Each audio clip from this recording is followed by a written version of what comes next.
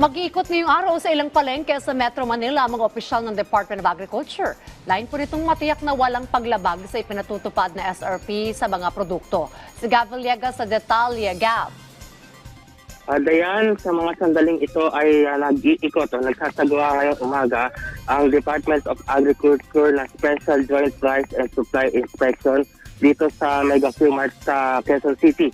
Lain ang nasabing Special Joint Price and Supply Inspection na matiyak na sumusunod sa maximum suggested retail price ang mga nagtitinda ngayon isang linggo, higit isang linggo bago ang Kapaskuhan.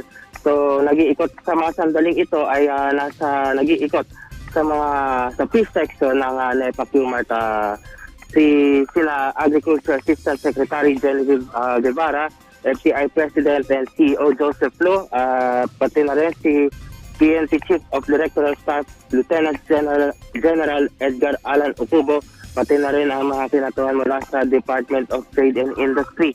Noong nakarang linggo diyan ay mayroon na noong huling beses na nagtungo ang DA dito sa Mega Q-Mart kung saan napansin ng kagawaran na mayroong mga nagtitinda ng mga maliliit na sibuyas sa mataas na presyo pero napag-alaman nila na imported pala itong mga itinitinda nila sibuyas instead na mga locally produced na mga sibuyas.